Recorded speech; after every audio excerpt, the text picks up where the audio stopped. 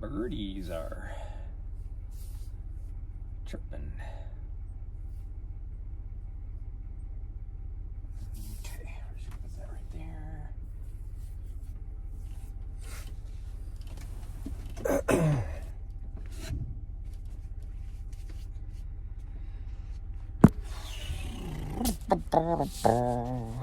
Okay, put that right there.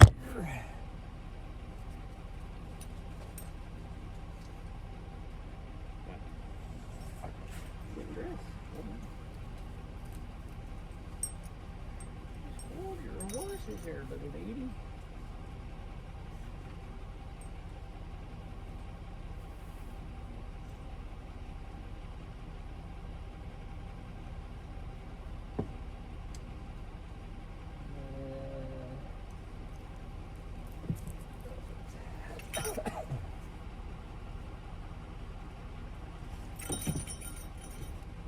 Can I help you?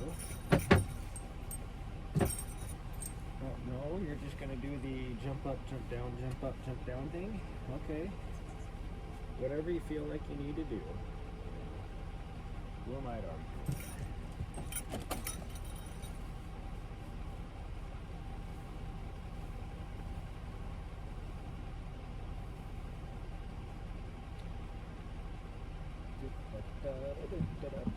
Actually, let's wear these ones over here. We will wear these shoes.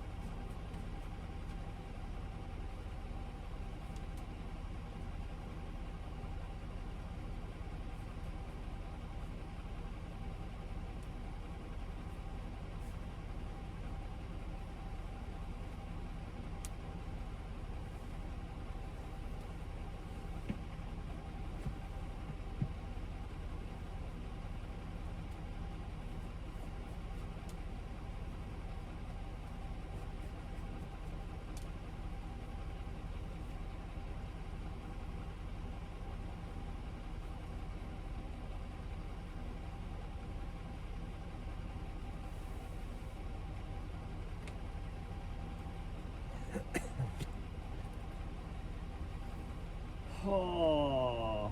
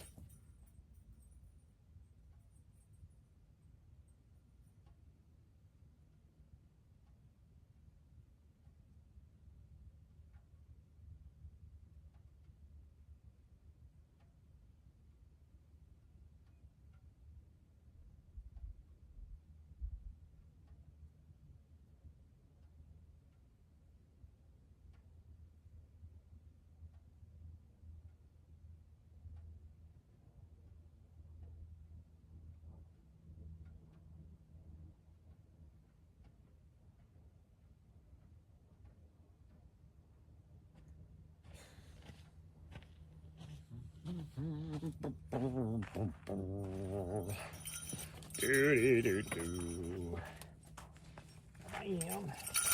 Hold on.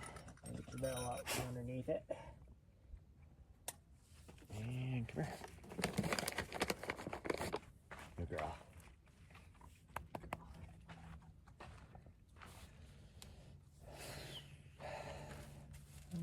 Yeah, we got enough water.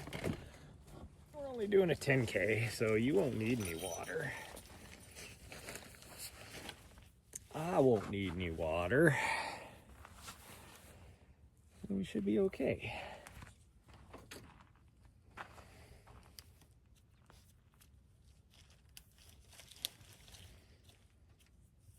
And we're just going to be really lazy about it. We're just going to do the actual Black Canyon Trail, and we're just going to go out probably to where I think that's actually 3.5 miles, but we might only just go to the road, the next road intersection. We'll see. So where this? I guess I will wear this.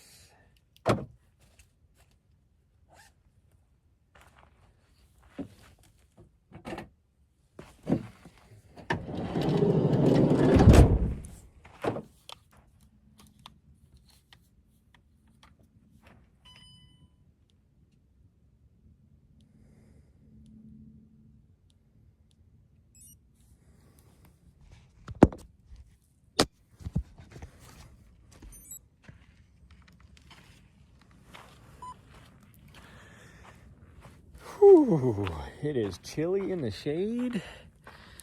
I forgot my sunglasses. Gosh, do I really need them though? Yeah, I probably should grab them. She thinks we're going up that way. We're not. She'll learn. She's actually just trying to force me to go up that way. Here she comes. Hi. No, we're going this way. Nari. Nari, we're going this way.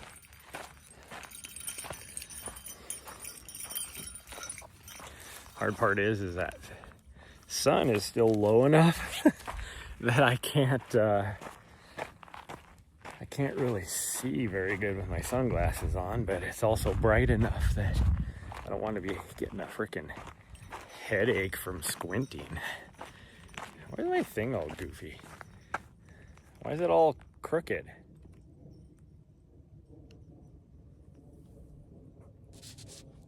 Like, what the hell? What if I do that? Will that help? Probably not. Oh well, let's change cameras, I guess. There we go. Compared to the last few mornings when it's been, I think today's supposed to be a little bit cooler as well, but where it was 50 degrees in the morning, woke up today and it was 42. A little bit chilly, and it's still, like, I think this the temperature is still probably like 40, 43. But at least that sun feels warm.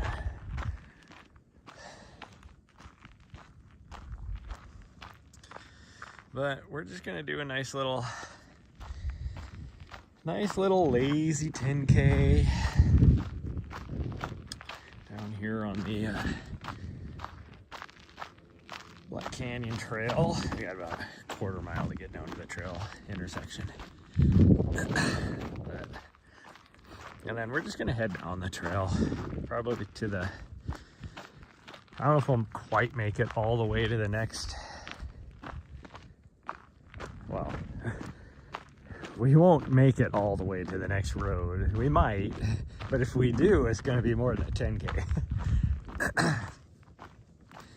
But if I take it like really easy and just kind of lazily run along,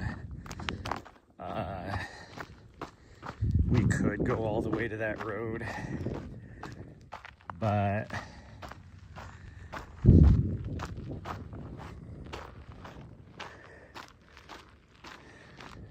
I don't know, I just gotta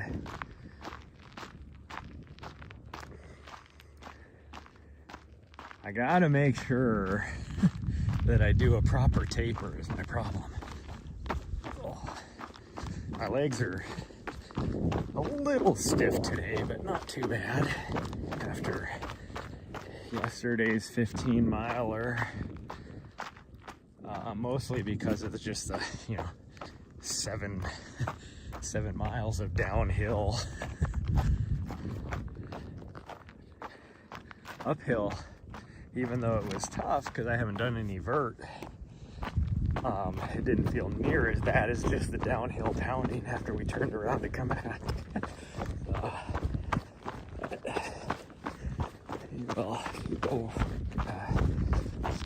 We'll take our time and do whatever. My legs will loosen up, but and then I still got to figure out if and what time. I think they're still gonna want me tomorrow. Good morning, Quick. I just gotta figure out what time they want me there. I would guess and say probably around noon, but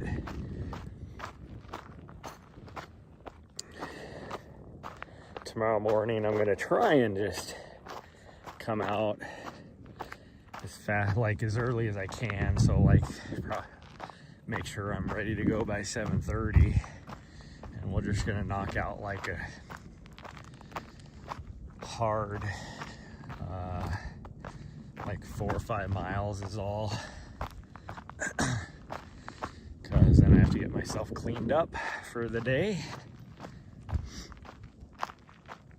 And then chances are I will probably not be done tomorrow until about 6-ish, maybe a little bit earlier than that, and then I'll have to find a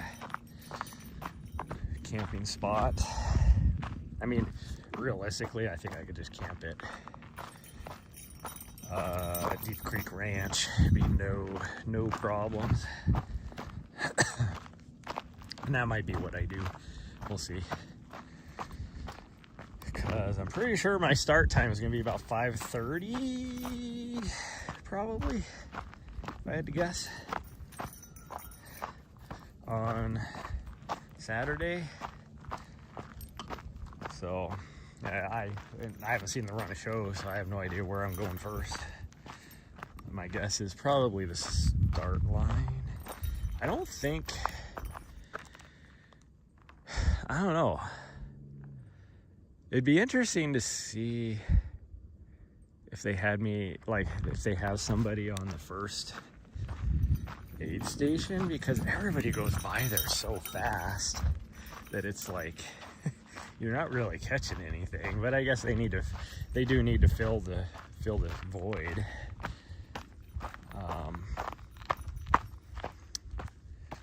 Okay, we're on the trail officially now.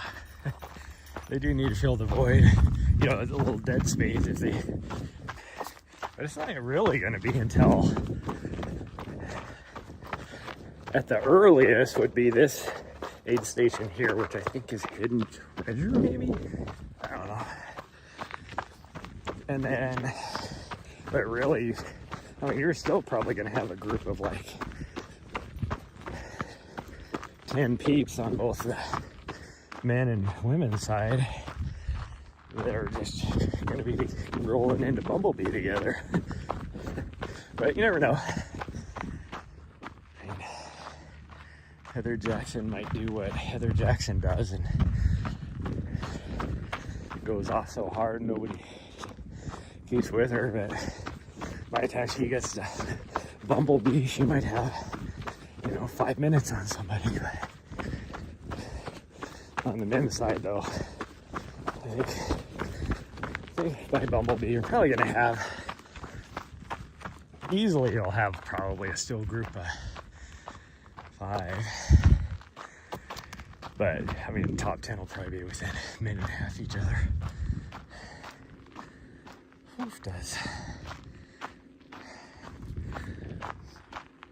Yeah, I can tell. Leggies are a little tired after yesterday. Do have to I mean, I'll still have to do my little nighttime sunset stroll with the little butthead here, because otherwise she will be a little butthead and won't settle down for the night. Last night, definitely thought she was tired. Usually when I'm cooking dinner, she's all like supervising everything. Last night, she was like, oh, I'll just take a nap while you do all that.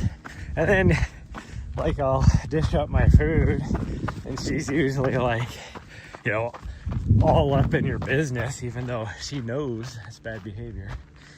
And she last night was like, I'll just sleep here, and then when you're done, you know, I'll see if I can maybe lick your plate.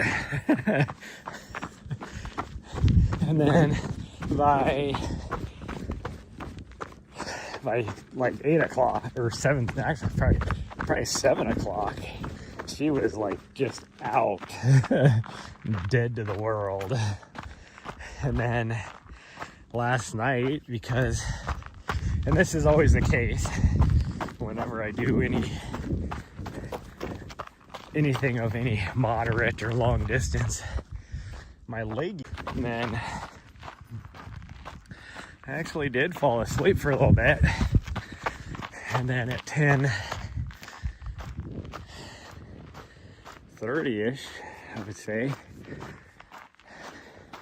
she woke up and was like, I need to go to the bathroom. I'm like, gosh dang it, I just fell asleep. I took her out, and then the restless legs hit, and she's all, last night, for whatever reason, was just wanting to drape herself all over the top of me, which a lot of times is fine, but the spot she chose last night was my legs and feet and stuff. Well, it's like,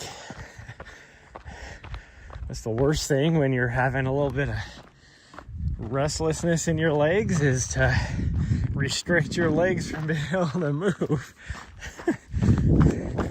So I think I finally actually got to sleep until about 1:30 last night, probably, or 1:30 in the morning. So I didn't get a lot of sleep last night. About 5 hours is all.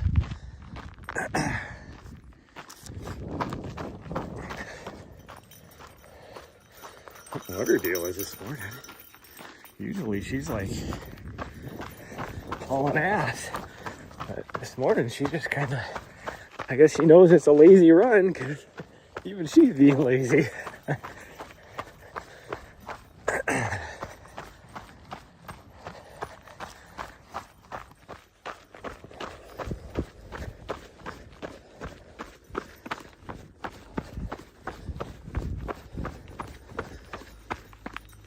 Oh.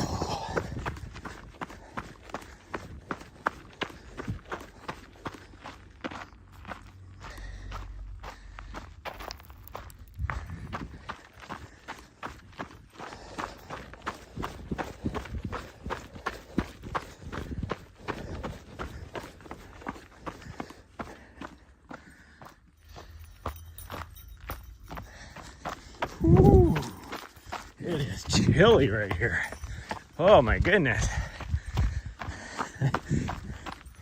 Talk about a, gosh dang, she just almost took me out. Talk about a cold pocket. There, holy cow. That was chilly. That was, it's probably like 15 degrees colder. That was nuts.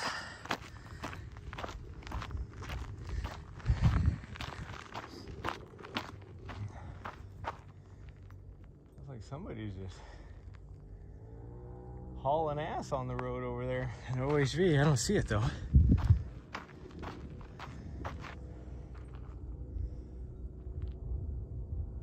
Oh, there's a couple of OHVs. That's weird though that we didn't hear them over here. There's no dust trail, which is also weird, which tells you that the air is a little bit cooler.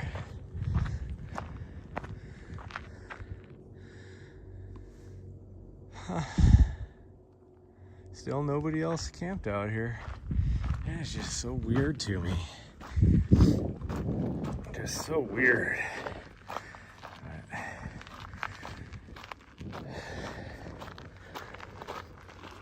And I'll figure out if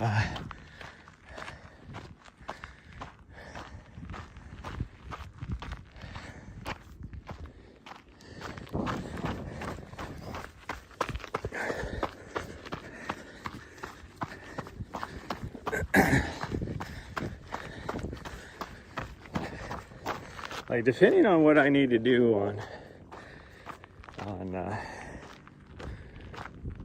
Saturday morning, like where my first spot is, it'll probably depend on if I need to pick somebody up as well and just travel together, which would probably be the most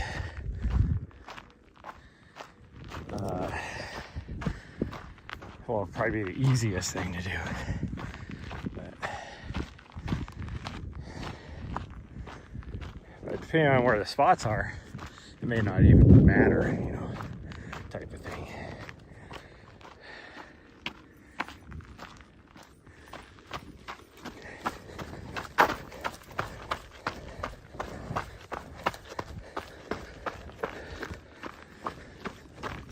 Oh, man.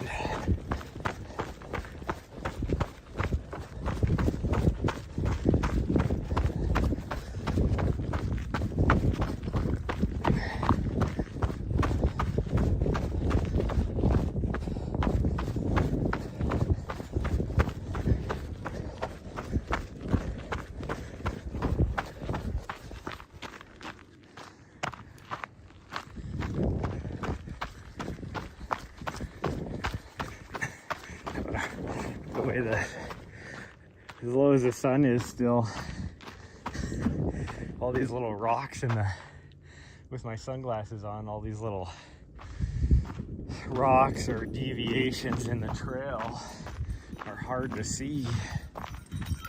All right, okay, guess we're running again now.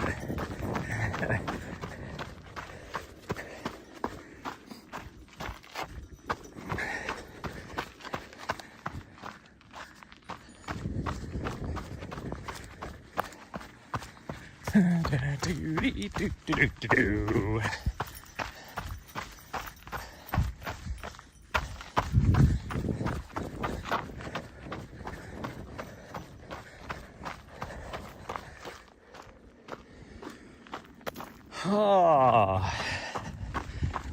this year, I think there is going to be some, now don't get me wrong, Hayden last year broke the course record incredibly fast, but I think this year it's still, I think there's going to be, both on the men's and women's side, course records falling, because this course this year, trail conditions are really nice. 0 water crossings. Temperatures are going to be very moderate.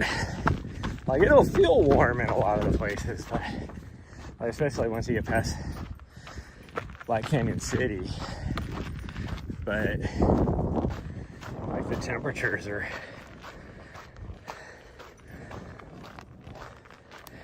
gonna be pretty, almost perfect. So I think we're gonna see some fast times. You guys watching a Single Track podcast on their prediction show, and I don't remember who said it, if it was Leah or Brett or Finn or who, but made mention that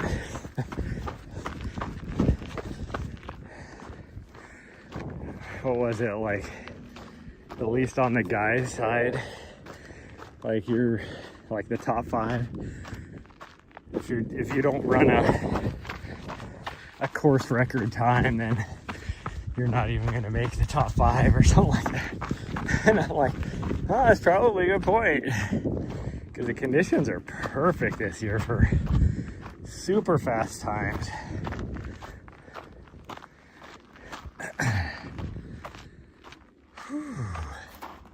Why am I having network issues right here? I never have network issues right here. There is nothing blocking any signal.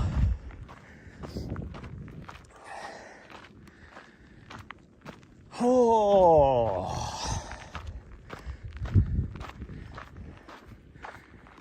man, what? It's just so beautiful out here. Oh, there's somebody camped out right there. Oh no, that's the grader. They're grading the road, doing a little road maintenance.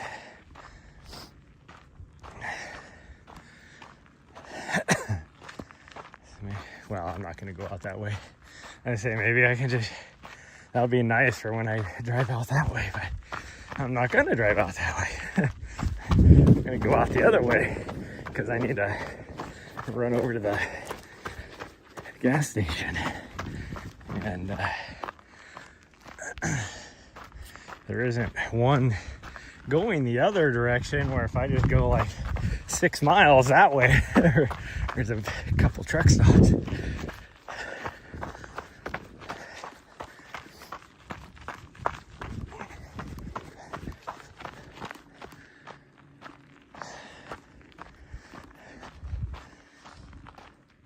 Oh.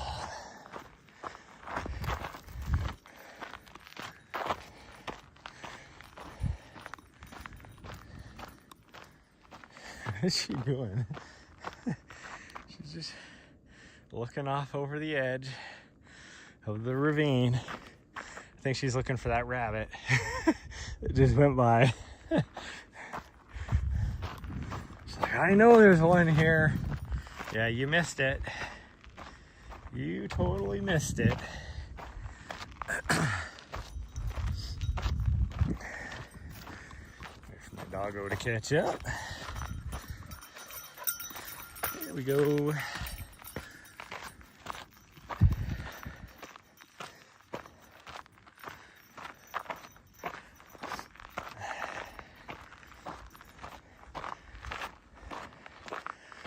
Oh, my legs have loosened up now, so that's nice. But I don't want to push it today. Today is kind of a recovery run today. So I'm just gonna, like I said, this is a lazy 10K.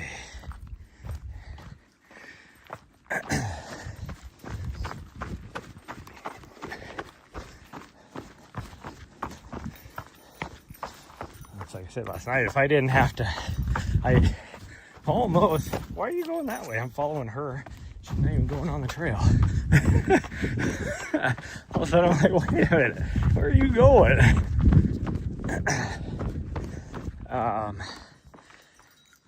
I almost, just because of the fact that no matter what I do in the morning, how many miles I get, any of that, I still have to do at least a couple miles with her around dinner time, just so that she will be all settled down for the night. But so I almost was like, let's take a lazy day and then we'll just go do a 10K tonight.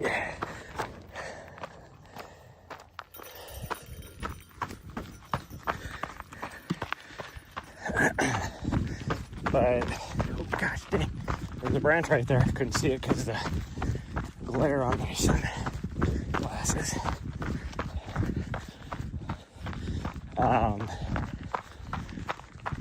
Anyway, she's been just rearing to go since about 7 o'clock this morning. So I knew I wasn't going to be able to just hang out all day and do whatever, and then just do a run at night. I wouldn't have got anything done today.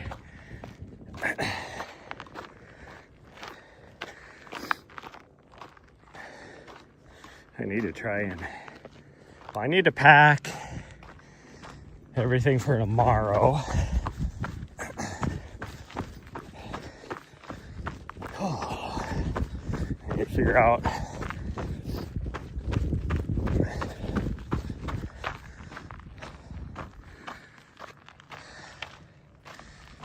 my schedule for tomorrow, so that figure out what I'm going to do with her, because she can come into the little expo area, but when I'm working, I would not want her there. Even if somebody else there is like, oh, I can watch her. Yeah, chances are she'd probably be like, I'd be out there working and she'd start barking because she can't be over where I'm at.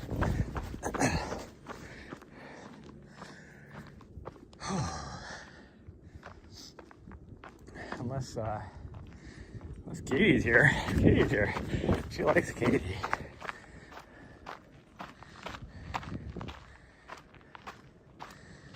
I mean, she likes Zach too, but Zach and Jordan, she really likes. But they have to work too, so be a little more difficult.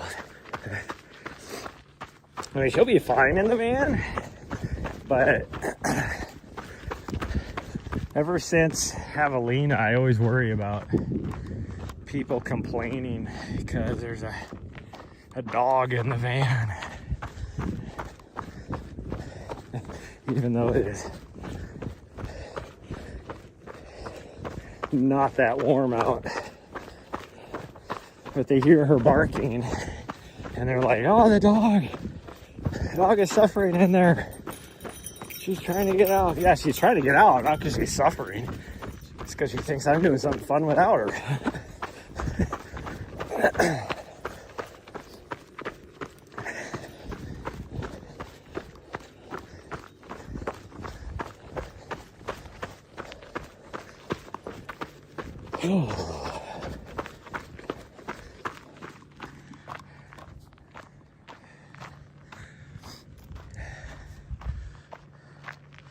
It is funny though, like last week when I had to go run around and do all those errands, when we were still down around Tucson, and I had to put her bark collar on because like I couldn't even, when I was just trying to fill up the waters, like she can see me. I'm standing at the water station filling up water in front of the grocery store. Like she's maybe, 100 feet away. And she wouldn't stop barking. So I'm like, fine, put your bark collar on. Because I still had a lot of other places to go after that too. And so since then, she doesn't even like, she's always had a pretty good inside voice, like very soft, unless she feels like I'm ignoring her, then she'll do a loud bark. But for the most part, she just does a little quiet little,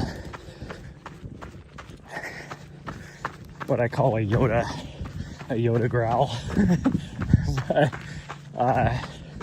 it's like for a week after she has her bark collar on for one day, not even a day, only a couple hours, and she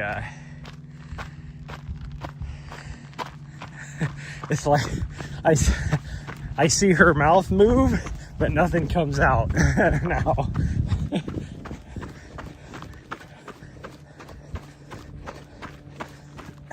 Which for most people, that's why it's hard, like if I have somebody just watch her, because they don't know her signals or anything like that. And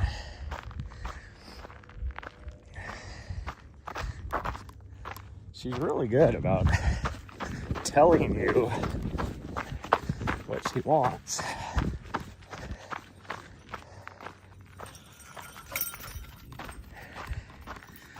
She's completely different than my old Vizsla. Nessa, it was like the difference between, so Nari here, she will, like last night when she needed to go outside, you know, I kind of heard her, because like I said, I had just fallen asleep.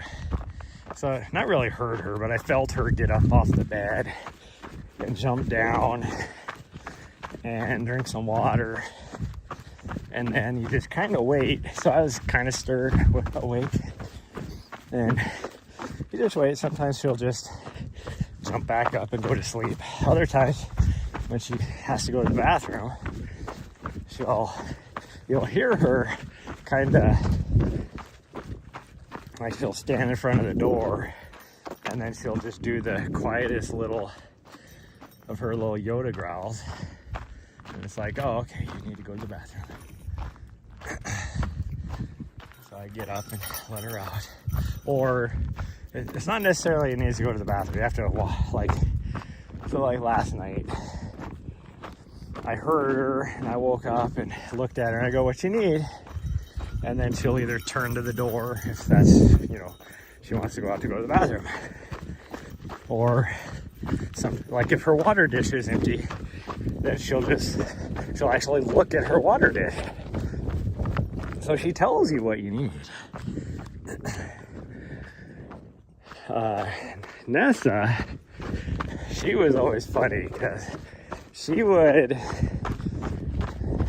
wake up in the middle of the night, and if she was just trying to wake you up because she wanted attention or whatever, then she would like stand up and then, you know, kind of move around like she's just trying to get comfortable. But instead of just laying down next to you, she'll like body slam you to wake your ass up. And then when you wake up, she's like, oh, while you're awake.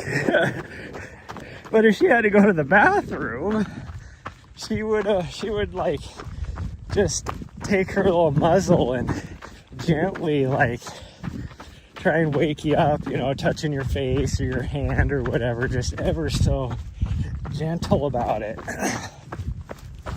You know, I'm just saying, like, I'm so sorry, sir, that I have to wake you up, but I must attend to my needs outside. And it's like, if you go to the bathroom, like, that's when you should be body slamming me to make sure you're awake, not just like gently waking me up with your muzzle.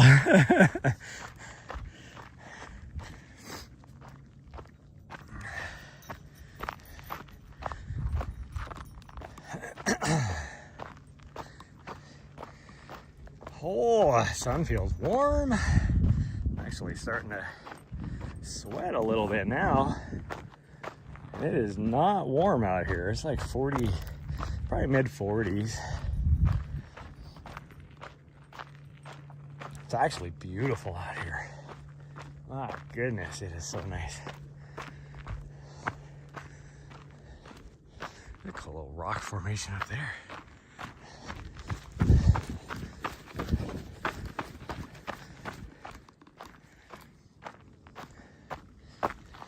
I'm gonna go look at it, but there's a lot of cacti between me and that point. And which I can avoid. I'm not worried about that. But if I wander up there, she's gonna be like, oh, what are you doing? And she'll wander up there.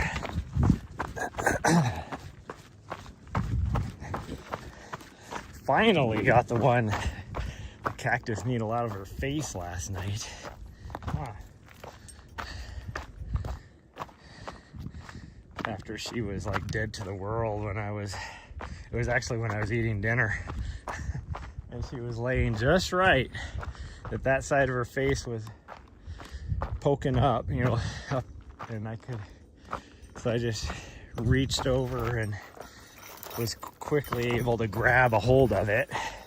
And so I guess technically she pulled it out, because then she like moved her face away like, what are you doing?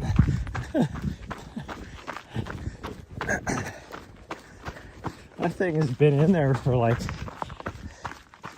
a week and she just would not let me get it. She is such a turd. And it's like, you know, sometimes I have to, oh geez, clean her ears. And she's horrible about letting you clean her ears. It's a 2-person job. But the funny thing is once you get your, like your finger and cotton ball or whatever in their ear to clean it, then she's like, oh, this ain't too bad. But if she sees you coming at her with your finger, it doesn't matter for what reason, she's like, what are you doing? Get away from me.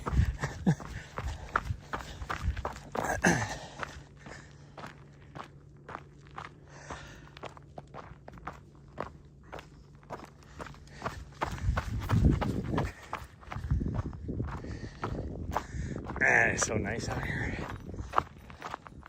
So nice.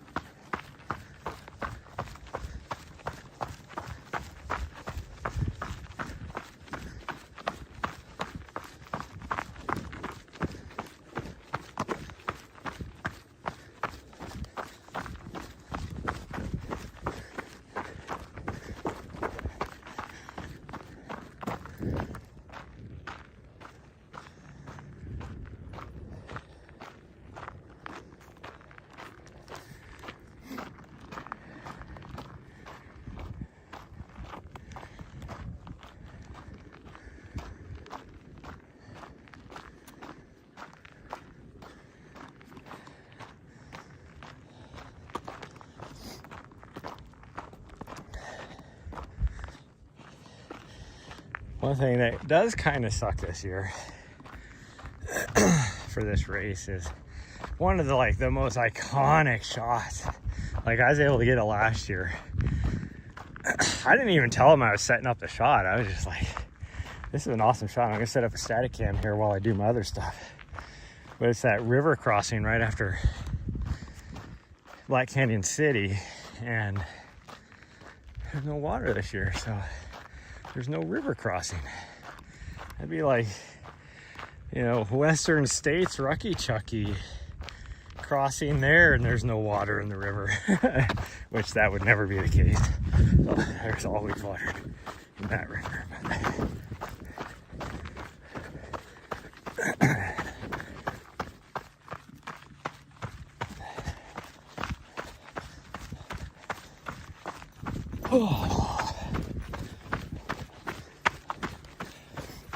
All I know is I hope we were able to get some strong run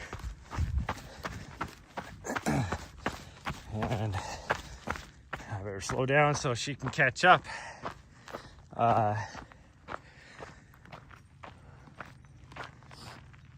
Let her go by me before I get to the really narrow part here. There we go.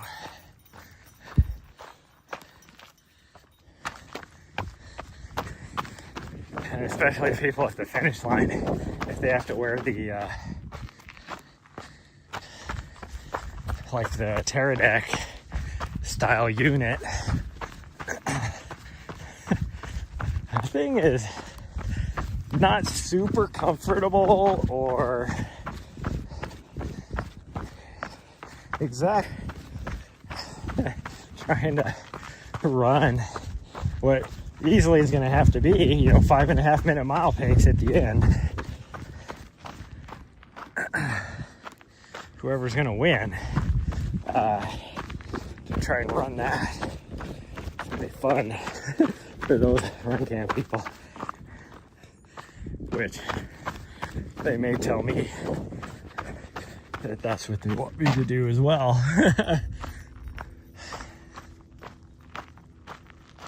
Because like I said, I haven't seen them run a show, so I have no idea. I mean, I'll do it. I love doing run camp. Obviously, I mean, this is what I do every day. Although I'm not usually chasing, I'm not doing 540s to 530s to chase a pro athlete, but I don't even know if I could do a 540 right now. I could for half a mile probably. I don't know if I could do a mile. My legs have not seen turnover like that for, well, I guess I lie. At US Cross Country Nationals, I did my first mile. Well, it was about first 3/4 of a mile at a 5:45 pace, and I didn't feel like uncomfortable doing it, but I knew I wasn't going to be able to do, you know, I wasn't going to be able to maintain that for the whole race, so I slowed down quite a bit. But I just wanted to see what their leaders were going to be doing, and I was doing, like when we took off, Joe Gray and I don't remember who the guy from Army, and then the guy that eventually took second place, I think. I was right with them for about the first half mile, and that's when I looked down at my watch and I was like, yep,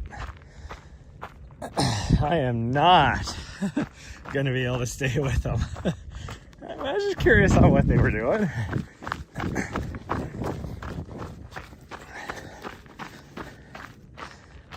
And then it was kind of one of those deals where I just slowed down to whatever felt comfortable, like super, you know, just a nice comfortable pace. And because I was redlined at that 540 pace, so I slowed down whatever was comfortable. Yeah, I'm looking at my watch and I'm like, 740. The hell? How is that like, what the heck? That's what felt comfortable.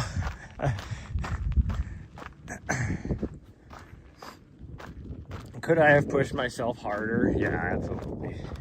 Could have pushed myself a lot harder. Well, I think realistically, I probably could have maintained maybe a 6.5 minute pace for that many miles, but I was not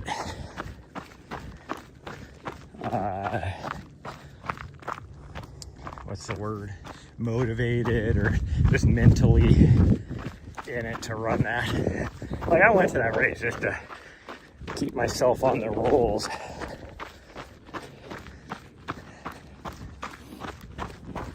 That's the only reason I did it. You always do at least one race a year just to maintain my active status. Now, it's not always a cross-country race.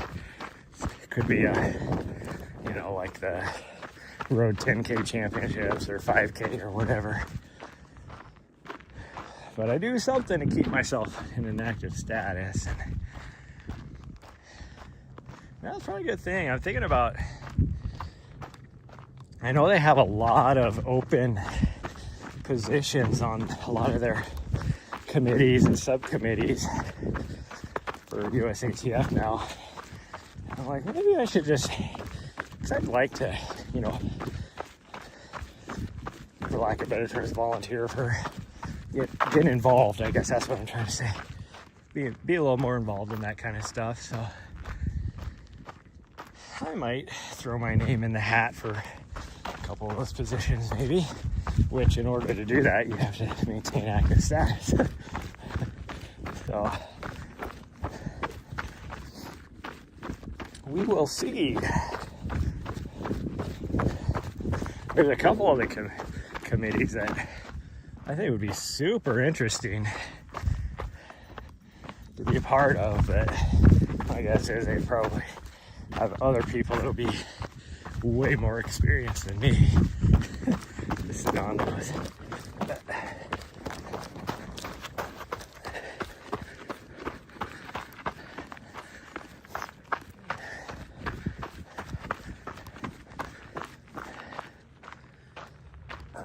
Well, there's our 3 mile mark, which is where I should be turning around, but we are very close to the road now. So yeah, we'll just go to the road. We've been running really easy, so it should be okay. I'll just do, instead of 3 miles tonight, we'll just do 2 miles. It'd be fine.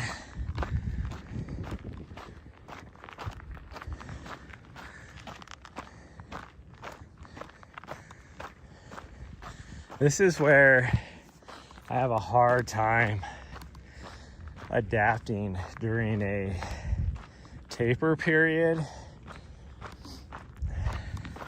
A lot of people taper, you know, do a 2-week taper. I can't do any more than a 10-day. I got something stuck in my shoe that is poking me. I don't know what it is, but oh, that does not feel good. Find it. Might have to sit down and take my shoe off because it hurts. The road, I think, is just right off of that. That'd be a little bit further than that.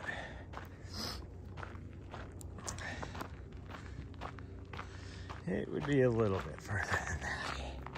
But yeah, like for me, it's like I have to walk that fine line of doing enough to keep my legs feeling fresh and not, you know, just lose a lot of fitness.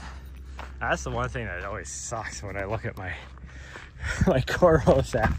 It'll be like, guaranteed after today, it's gonna be like, it's gonna say I'm optimized, but then it's gonna say my base fitness dropped like 3 points. And it's like, what?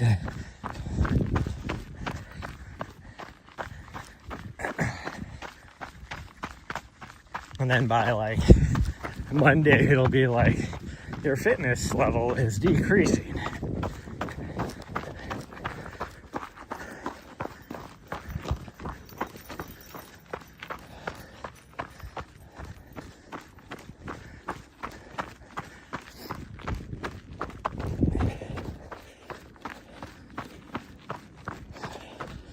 It's like trying to walk that fine line between doing enough to feel fresh still, but not doing too much.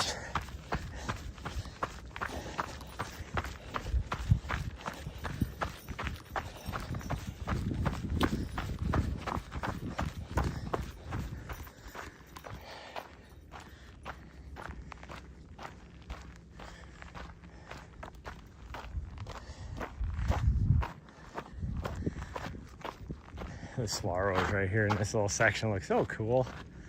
I just kind of, because there's not a lot around here, but then you get these little pockets like this right here where they're just hanging out like, hello.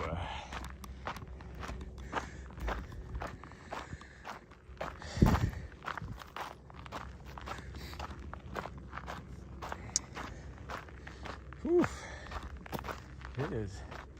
It feels very warm out here now. I'm like freaking roasting.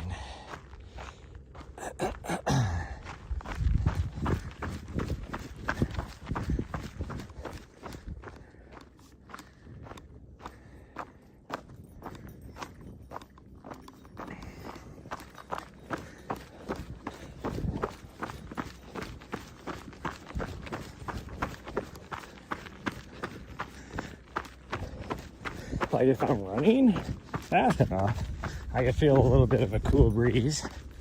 But also if I'm running that fast enough, then that means I'm increasing my body core temperature.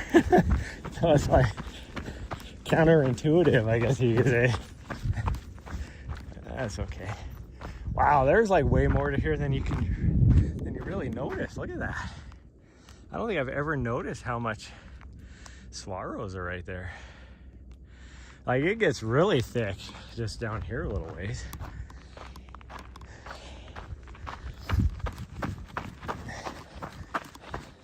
And then once you get around Black Canyon City, it's like really thick.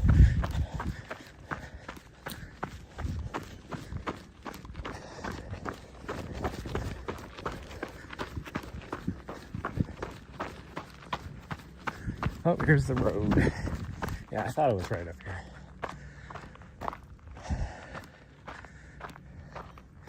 Supposedly it's 2.5 miles to Bumblebee. There ain't no way it's 2.5 miles.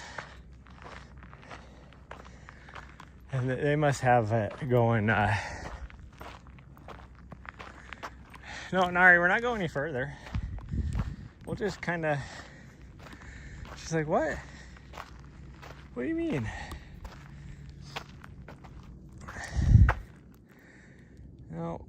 No reason to go any further. I'm gonna walk down here, see if anybody's camped up on this one spot. I don't think there will be, but it is a nice spot. Yeah, I don't think there, because I think it's where that little knob is right there. Looks like somebody camped here at one time. Had a little fire ring at one time. I'm guessing the BLM people came and broke it up. Oh, yeah, so there's a really nice campsite. You can kind of see it, like right there. But from the main Bumblebee Road or Crown King Road, whatever it is down here, to climb up that first like 100 yards or so is like ridiculous. It is so like rocky and just eroded and everything, and it's like once you get past that, so nobody ever comes up this way other than like people on four-wheelers and OHVs or the guy that has the mining camp over here. But once you get past that, I mean, the road is like this for like a long time, probably another half a mile up that way. Like, there's a nice camp spot right up here. It's just a matter of getting to it. Hi, Seco. We're gonna go back. I know. Your dad is in taper mode. It's driving him crazy as well, so. Just so you know, it's driving him crazy too. She is not happy. She's like, oh, we're gonna go up the road? No, we're going back on the trail. We're going back. Yes, I know. She just tried to grab my hand and pull me the other direction. I know. Yeah, I know. She's like, but we do 15 miles a day. What are you doing? We've only gone like not even 3.5 miles. I know. But we're gonna head back.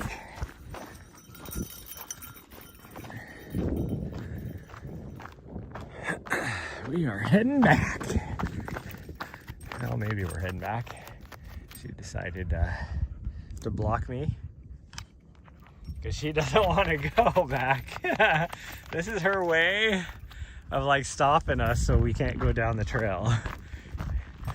Some ways she is so super smart when she tries to get it to where we do what she wants.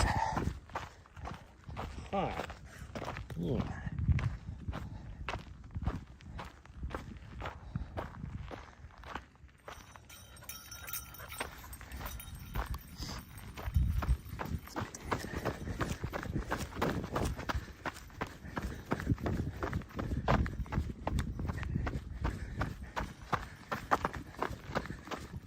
Why figure you going off in a weird angle. Thank you.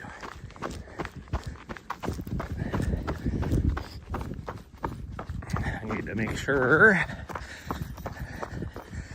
well, not necessarily for tomorrow, but I do need to make sure I have things charged and ready to go for Saturday.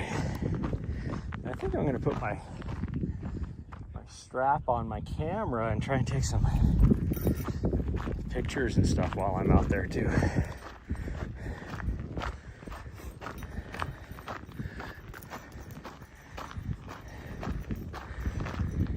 Because even though I'll have to, my primary focus will definitely be with the video camera, getting the shot of the pros and everything as they come by. But a lot of times there's things out there that are fun to take pictures of that make just awesome shots that aren't the athletes coming through.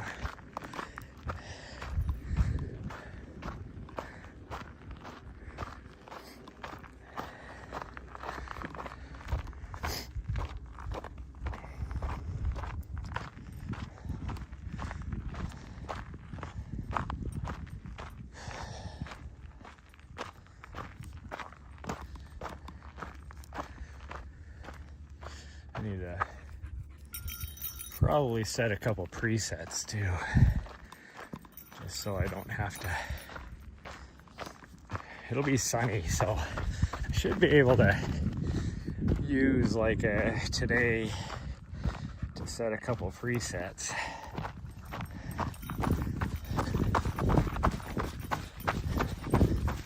I had a couple presets already set on my camera, but I changed them when I was in a different environment.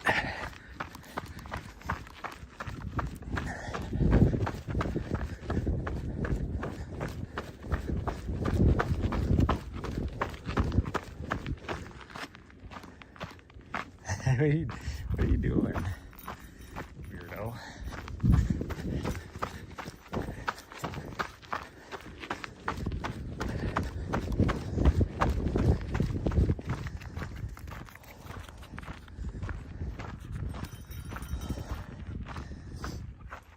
There's part of me that kind of wants to leave.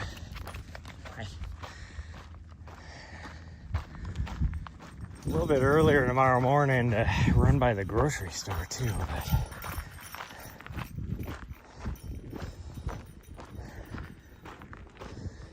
I'd love to have a little bit of more snacky type foods, and I don't have any of that because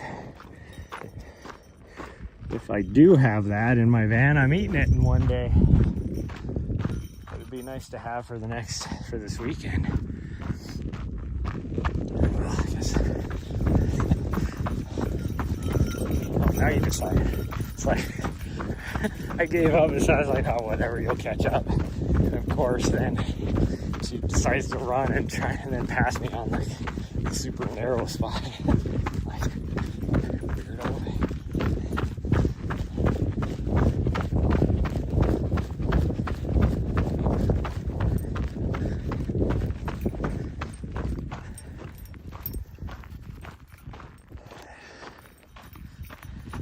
What's going on with the network this morning, because I don't know if it's affecting the stream quality.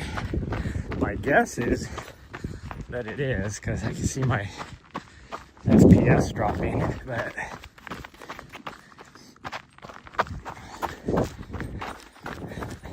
I don't usually have any issues here. So why are you trying to freaking push me off into the ravine, you fool? Like, she totally like leaned into me to try and push me off the trail.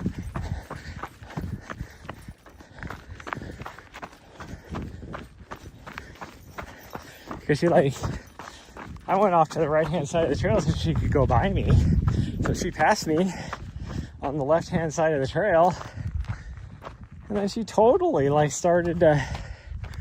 she just got right beside me, a little bit ahead of me. by like, you know, just half a foot or so, and then started moving over to the right to shove me off the trail. What a turd. Such a turd.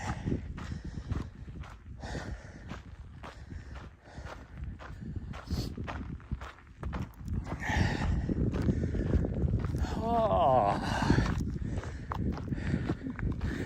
I'm a little tired. Like yesterday took more out of me than I thought it would.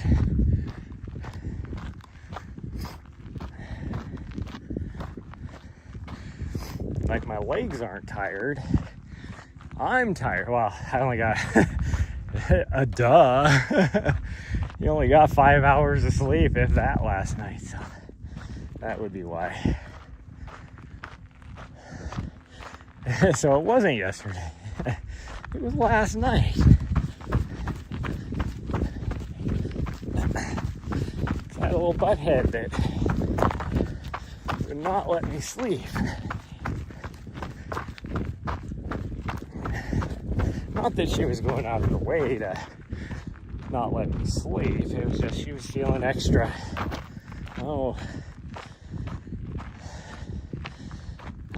not like extra cuddly, extra needy for sure.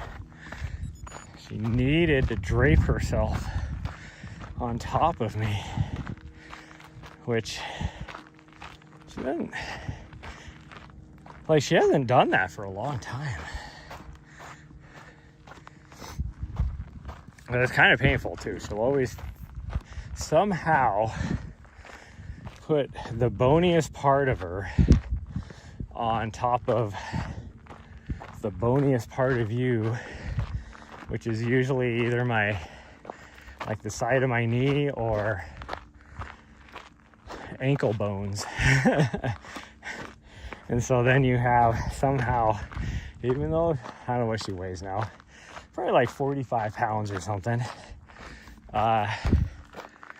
Somehow, and it's usually her jawbone that she's putting on you, somehow she can put 100 pounds of weight into her jawbone as it's being draped over you. It's like, you don't even weigh that much. How are you doing this?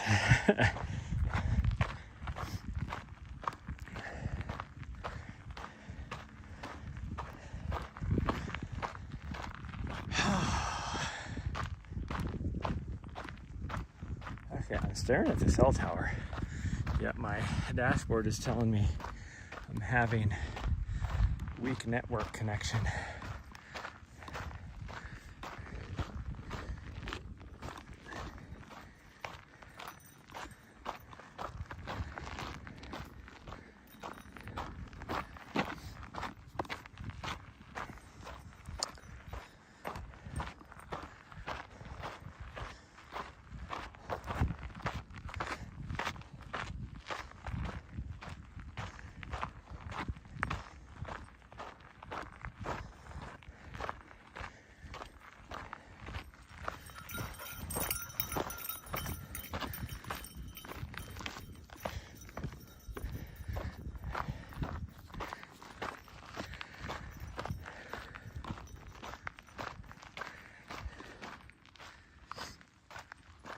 You know what I'd like to see happen?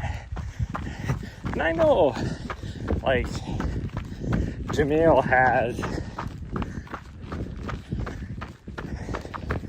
you know, this grand vision of how he wants things to go.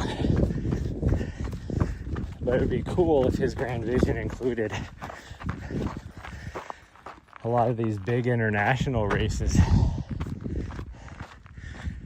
And then he needs, like, he gets to bring his own crew or whatever. I'd be the first one volunteering. I have a active passport.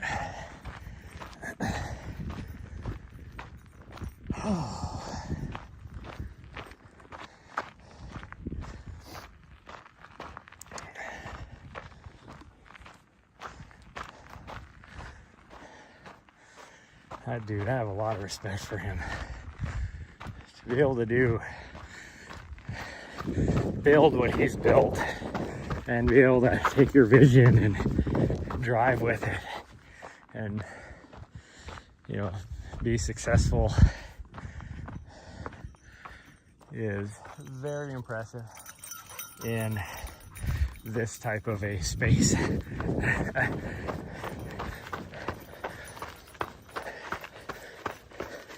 Because, I'm not gonna lie, about probably 5 years ago, when, you know, I'd already been doing this, had my channel, I was an affiliate, live streaming every day, and at that time I was like, I could see the, maybe not the need, but the want for live streaming of things, of races and stuff like that. And I tried to get into the space, but I'm not like a super well-known athlete by any means. Don't have connections, all that. So I was never able to break into it. So Bill, he was able to just, at the same time, he had the same vision, was able to make it happen. Oh. Let's see if we can get on top of this ridge so that we don't have network issues.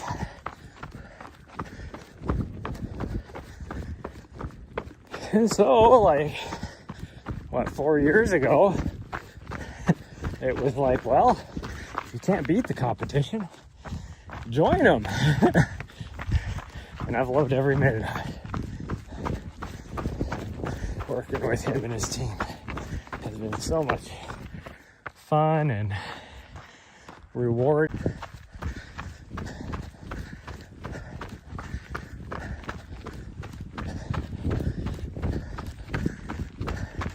She went zipping by me. Whoo!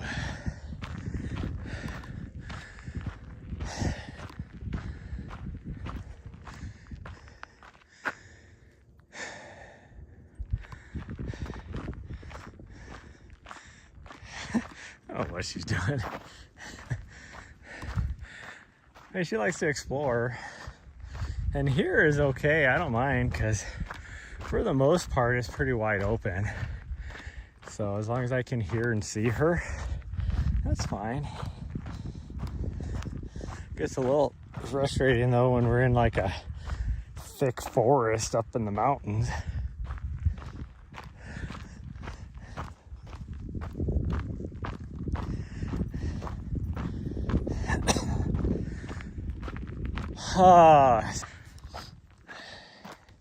Especially if we're going up like a steep mountain.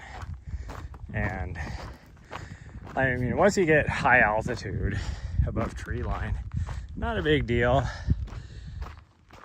but because then I can see her for a long ways. But she also, I can't move, you know, uphill as fast as she can. She's doing a freaking 5-minute mile up the trail, you know, on a 34% grade, and I'm like barely walking a 27-minute mile pace. And that's redlining myself. And then you look further up on the trail and there's like people up there, and you know, with her not being on leash, she's just gonna, she is a very social puppers, and so she sees somebody up higher on the trail, she's like, hey, someone's here to say hi to me, and she'll just run up there. And it's like, not everybody likes dogs. Some people are scared of dogs. Well, when she gets all excited to go see somebody, I've seen it from their perspective. She goes like just dead sprint up there, and her teeth are showing, and she looks a little crazy. Like, I get why some people would be completely scared. So it's like, oh man, so then you gotta try and push yourself even harder to get up there just in case.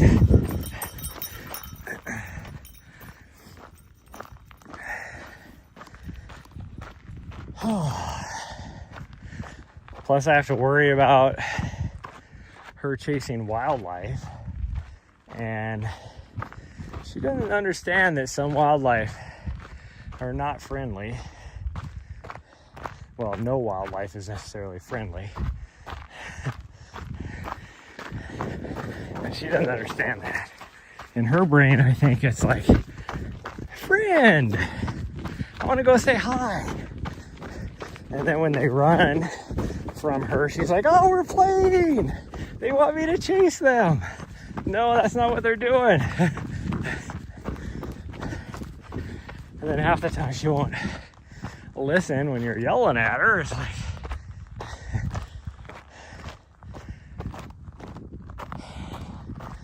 so there's a lot of areas like Bob Marshall that I have to be worried about with her. For one, there's usually always a lot of horses and mule trains out on those trails. But there's black bear, grizzly bear, elk, deer, cougar, like, you know, bobcat, like all sorts of different types of wildlife. And so it's like,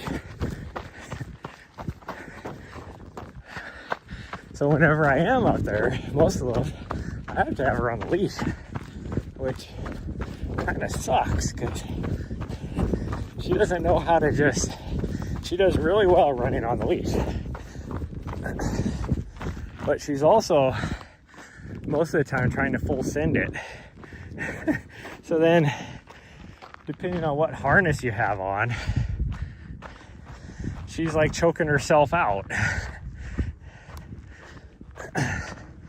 Eventually she settles into it okay on the leash,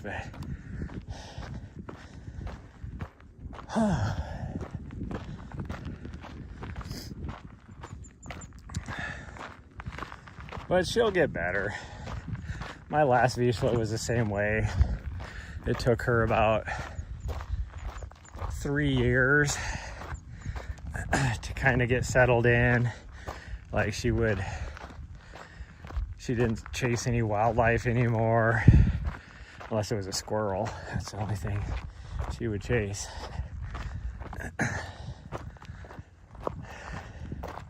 But like deer and elk and cows and whatever else, she could care less about. Like she'd look at them,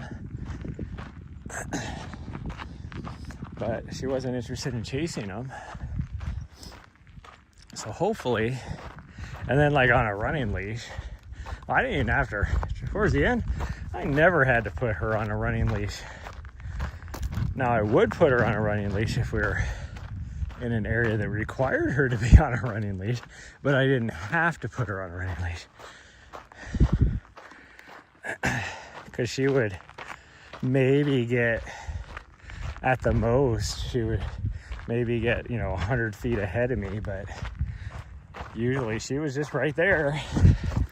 There's a reason why on my left knee I have a tattoo of her paw print, because for like the last 2 years of her life, she would just run right there off my left knee, never stray too far or anything like that. She was awesome. Not this little butthead. That little butthead there. When she gets really tired after like, 14 miles or so, she'll start hanging out pretty close with me, but until then, she's like I'm just gonna go far away. Like, I don't want to be seen with my dad. What if I see a cute boy further up on the trail? I want my dad right there. That's her philosophy. I don't want to be seen with her dad.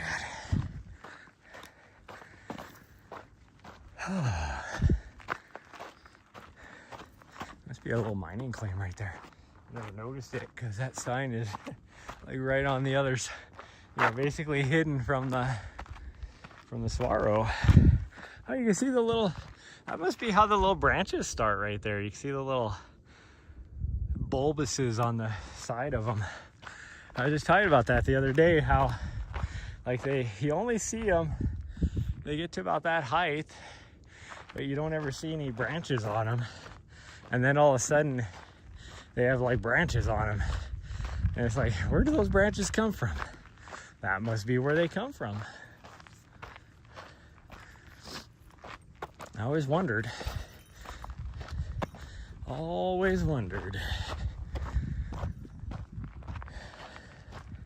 But I wonder what triggers them to like start growing branches.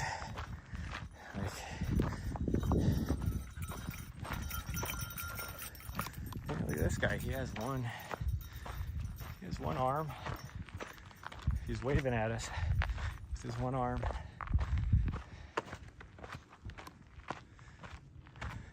It's like, hello, brother.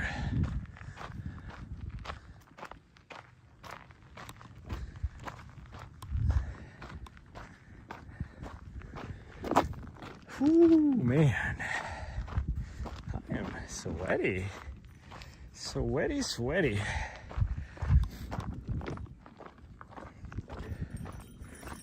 And obviously, like you see, those of you that have been in the stream or still in the stream, definitely not moving fast. Because this is a recovery run for me. And I'll use that term loosely. Like that last mile was a 16:25.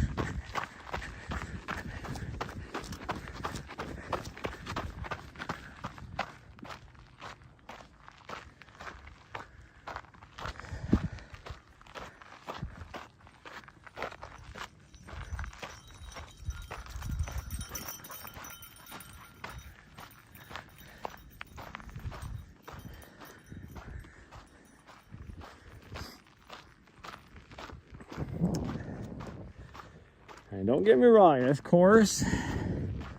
this race course has beauty all along it. Like especially, you get down to some of those, like where you have all the river crossings and stuff, the water crossings, I guess I should say. And I still have that thing in my sock. It hurts. This 12-mile section, by far my favorite out here. It is. I mean, you get to see, hey, that's not impressive, but like back there a little ways, all these cool little rock formations. It's wide open, so you can actually look out and see like some really cool views. I want to go up there. It looks like there's a freaking huge quartz outcropping right there. It's just white. I don't know what else it would be if it wasn't quartz. Anyways, see, I get distracted by stuff like that. And it's wide open, you can see views, it is so cool. Now, don't get me wrong, there's a lot of as you get further down, the vegetation changes a little bit because you're deeper in the canyon, and there's oak and stuff like that even in there. See, look at this cool outcropping right there. Cool. And that area is really cool, But about this is so cool. And I'm not gonna lie, the trail conditions here are way better than what you have, at least after Black Canyon City. It is it's funny because everybody talks about this course not being that technical, and you know, it's a fast course.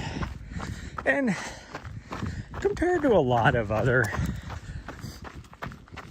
trails I've been on, yeah, or even races, it's not that technical. But it's not exactly like, you know, a buttery, soft, pine needle covered trail from, you know, up in Washington or something. There is definitely some technical parts. Like,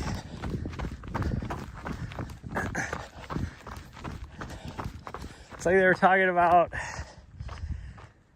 how, like, kind of wondering how many people just use road shoes on this race.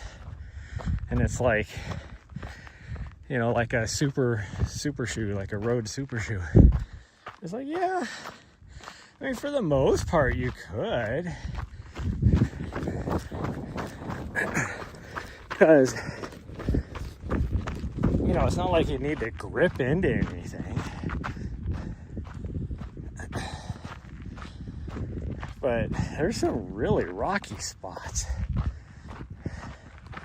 And for me, it would be those spots I'd have to worry about, like twisting an ankle. Like that, you could wear road shoes. You don't have to worry about traction. It's just, I don't know.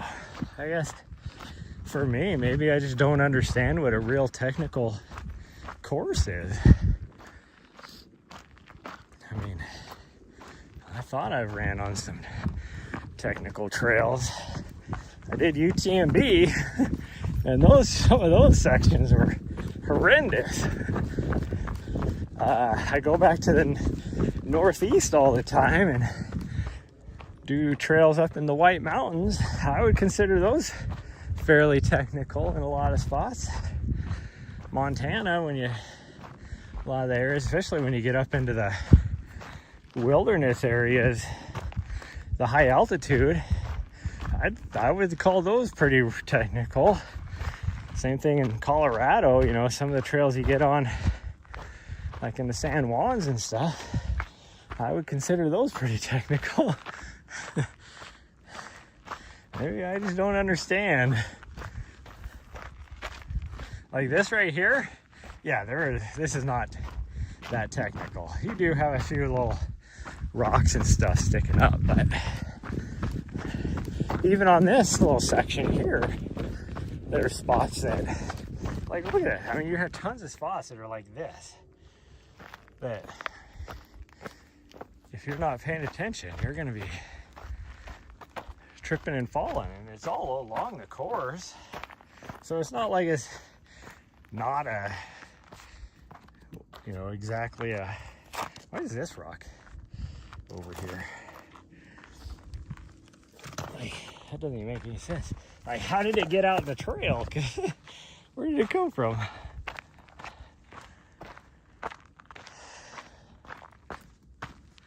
But I don't know, maybe I'm just crazy. Maybe the guy on years ago when I was doing a lot on my YouTube channel, and I was doing shoe reviews, and the very first Catamount, did a shoe review on it, and yeah, a lot of my footage wasn't necessarily on technical trails.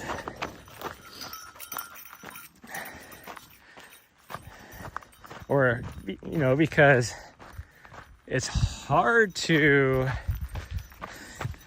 do solo footage on a technical part of a trail and not, you know, break yourself tripping and falling or doing whatever. So yeah, it makes sense that on my video I don't have a lot of technical trails on there. But some guy made a comment about because the footage was from Montana, and he made a comment about all those shoes, you know, take them over here to our technical trails in Colorado and they're not that good. And it's like, dude, your trails are no different than our trails in Montana. Like, I've ran on your trails. They're not any more technical than a lot of the trails I run in Montana. Like, it's like, what do you... Not to mention that that's actually when I was living in DC too. So I was running on different sections of the AT the whole time I was over there. Like, if I wasn't, like, during the week, I was just doing nothing but road running. Just because, you know, it's hard to get out when you have to be at work at 7:30 in the morning. And you worked until like 6 o'clock at night most nights. It was hard to, you know, get out on an actual trail up in the mountains. But on the weekends, me and Nessa would hit a different section of the AT. That is a technical trail in a lot of areas. Like,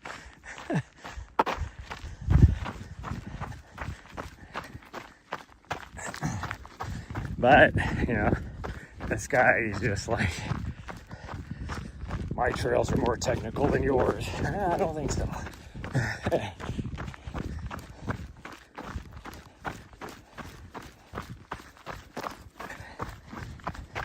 I mean, if you don't like this shoe just because you don't like the shoe, there was nothing about that shoe that wasn't good on technical trails. You just don't like the shoe. A lot of people thought it had too much ground contact feel and stuff like that. I love that shoe because it did have the ground contact feel. And you had rock protection, and you had, you know, it was super lightweight.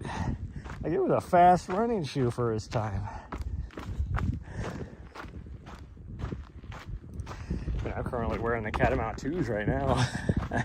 And I love this shoe even more than the Catamount 1s. I'm curious what the 4s are like though. Might have to talk shop with Brett when he gets over here, find out if he's actually ran in the 4s or not, or even seen the 4s.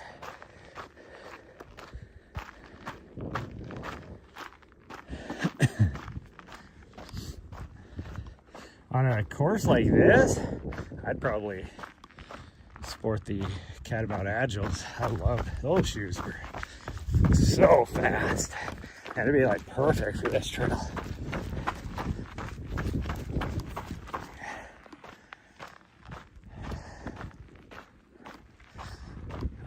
But I'm not a big carbon fiber plate kind of dude on the trails. In fact, and it's kind of funny because now the research actually backs it up. But I made this comment on one of my, might have been for the Endorphin Pro, the very first one, on one of my shoe reviews,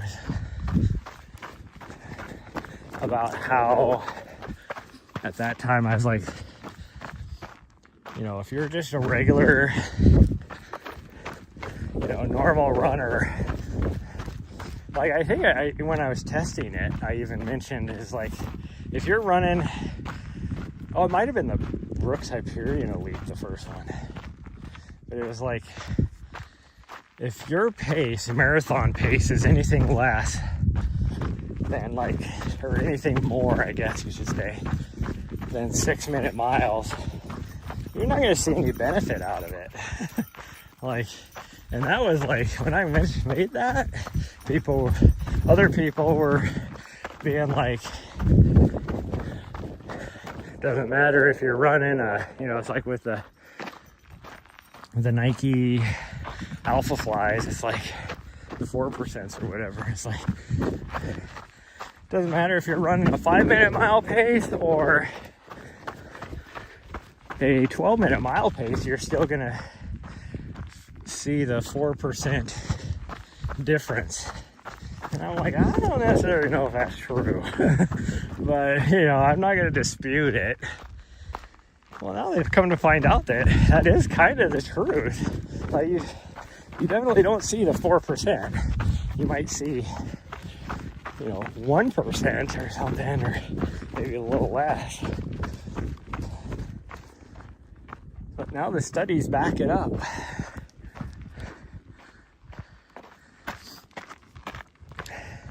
Because that was just my observation, just testing the shoe out. It was like, if I went at a 6-minute mile pace, yeah, I could feel the difference.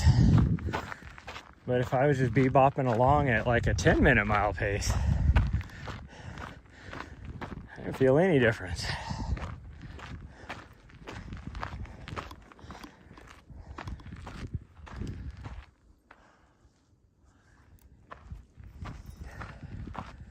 Alright, he's out here grading the road, which will be good because this road's gonna get a lot of traffic on it this weekend.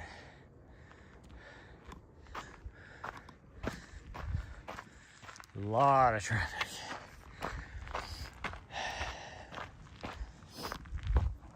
Okay.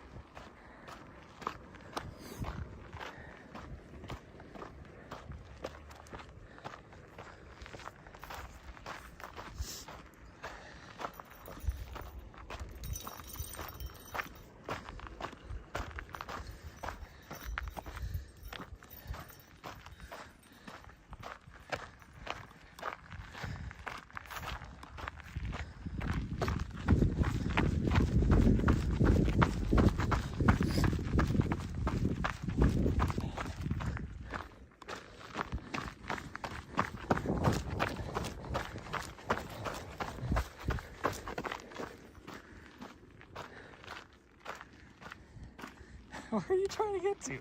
That is so thick. You ain't going nowhere. Weirdo. I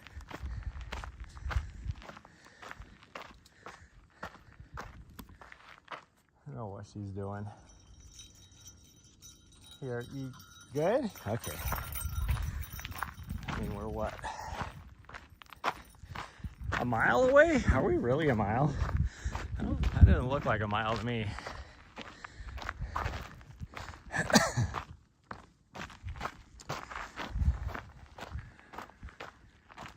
Oh man, everybody. Chat.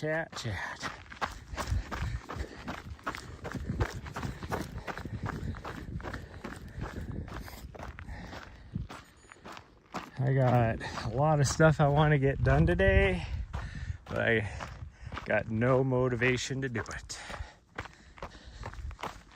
I think a lot of that just because I didn't sleep well last night.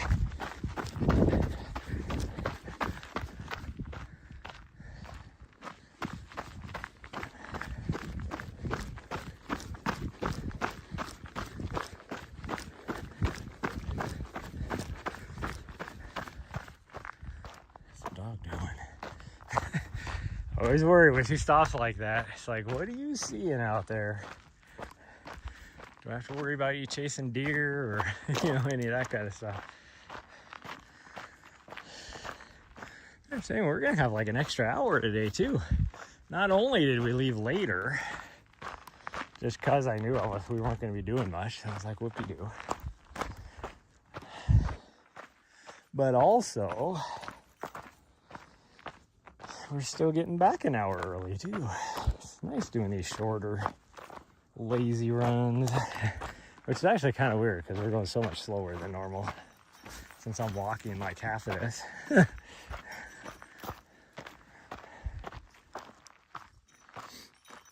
That we're still going to be done like an hour earlier. But whatever. In the club. We're all fam.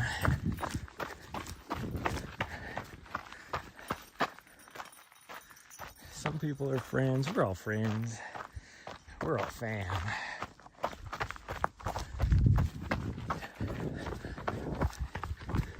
Like this little section right here is what I would consider technical. There is a lot of rock. And then now we're back into the not technical.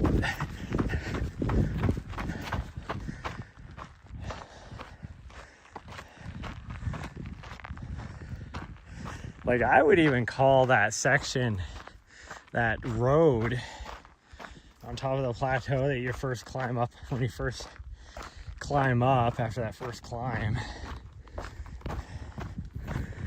where you're on that road for a good, what is it, half a mile or so, maybe a mile.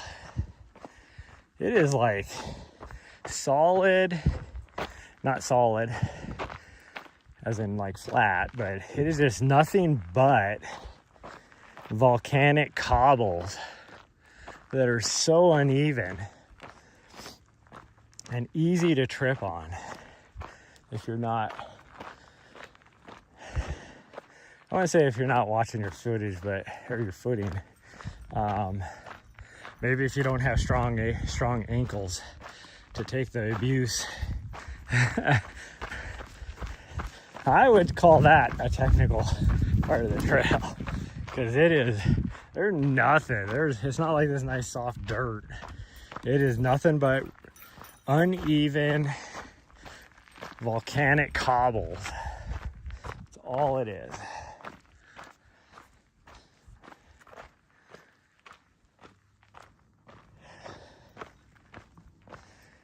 Would I call it a super techie trail? No. It is a techie trail.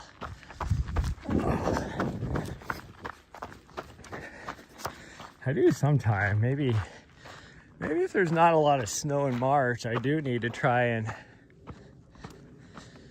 get up on some of those trails up by Pine, the Moyan course, since I will be racing there this year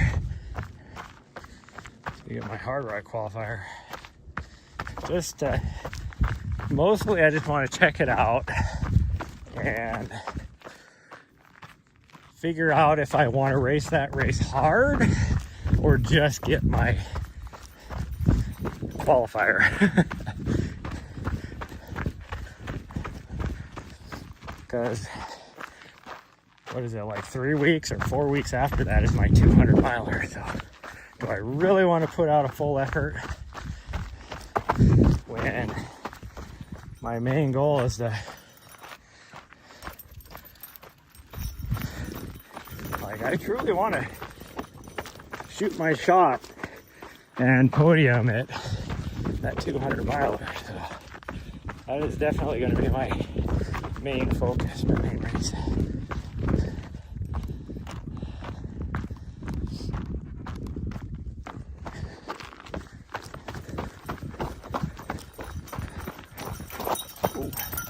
Like this right here is really technical. I almost wiped out right there just because I clipped a rock and then my foot slid on the loose rock to the left and almost took out my other foot. Oh man. Yeah, so I'll have to do that because I don't know.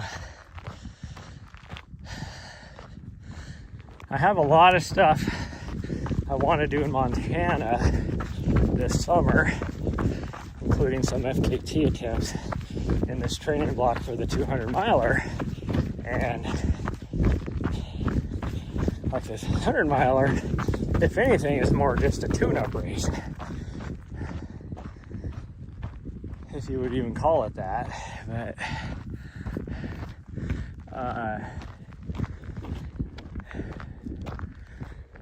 my only time I can do the stuff in Montana that I want to do is in August. So I can't like spend any other time coming down here, which I definitely don't want to come down here in August anyways when it's going to be 300 degrees.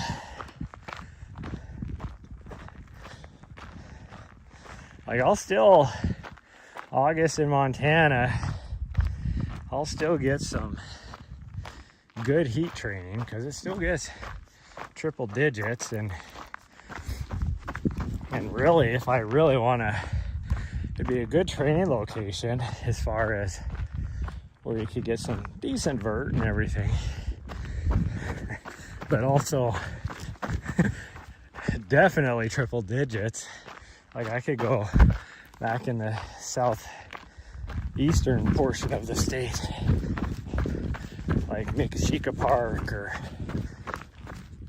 some of that area, and do some training. That'd be a good area to train for a race like this. Topography is very similar, and I should probably be, yeah, like similar rock, all that kind of stuff. I mean, I don't know. I do plan on going there at least for a couple days. They have a really nice campground there.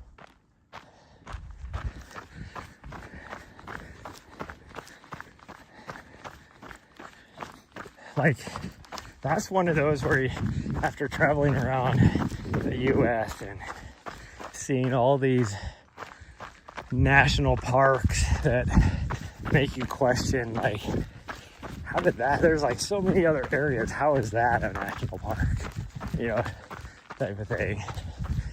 And Mikashika is one of those where you're like, how is this not a national park?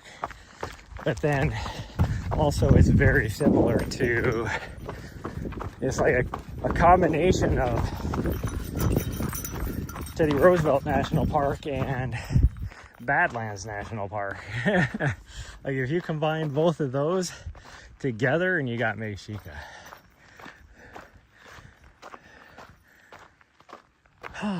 We're done. She's like, oh, how are we done? We haven't done anything. That's what she's saying. She's like, how are we done?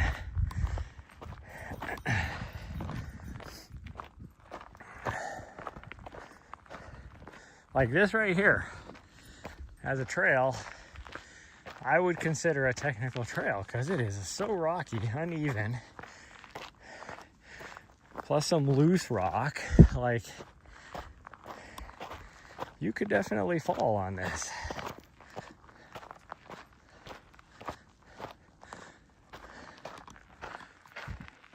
Like, lots of tripping hazards. That's how, there's like, for me, when you consider a trail a technical trail, it has to include two things: tripping hazards and like how steep the ups and downs are on it.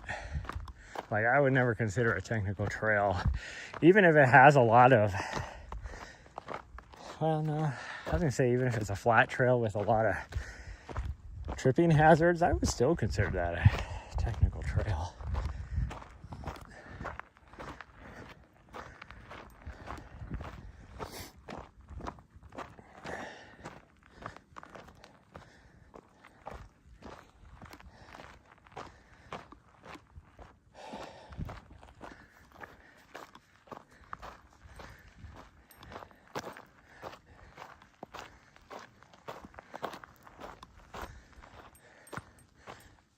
Come on, there's nothing there for you. Let's go. All right, come on. She's like, there is some coyote poop here from 2 years ago that might be good eats. Let me investigate.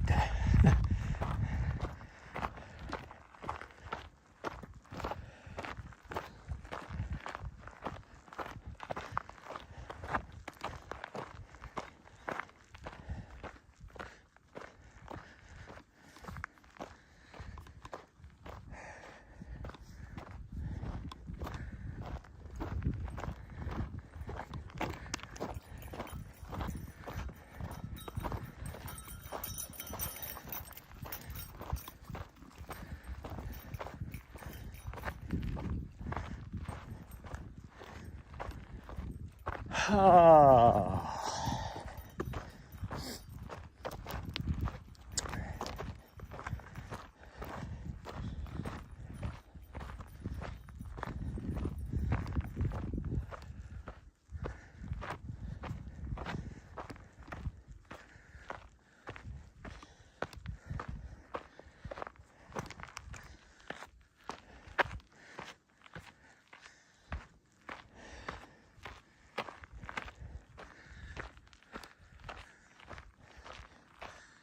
The sun is getting very warm, although there's hardly anything of a breeze now too, so that does not help.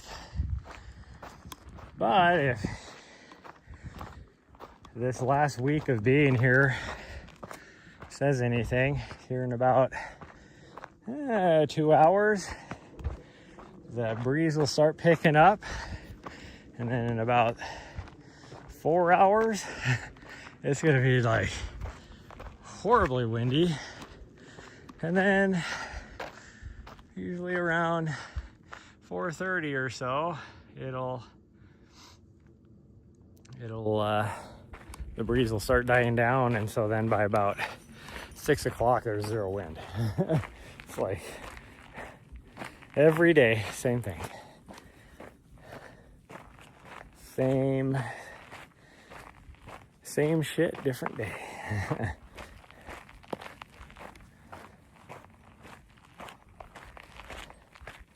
Okay, well, I would say this was a good little active recovery because my legs feel pretty loose.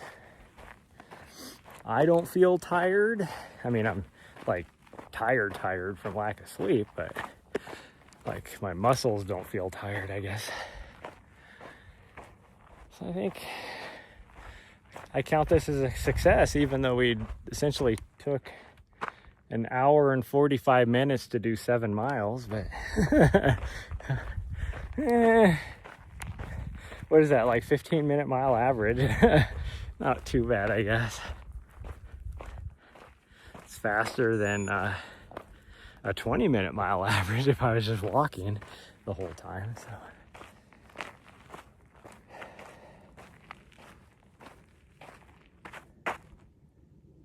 Wow, the sun is hot.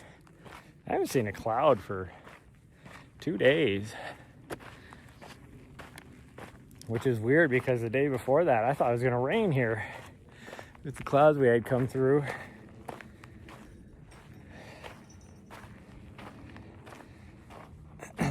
Oh, what was that? Yeah, I guess that was yesterday morning, wasn't it? Was that yesterday morning when we took off on our long run, or our longish run?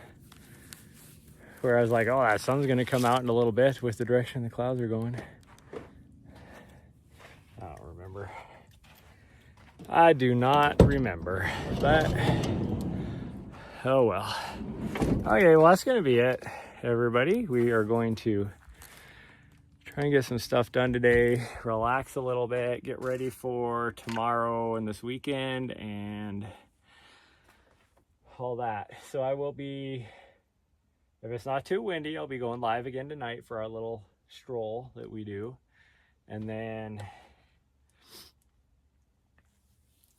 once I figured out what my schedule is going to be for tomorrow, we might go live tomorrow.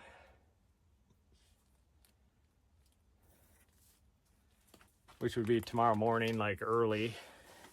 And then who knows what's going to happen on the weekend. Now,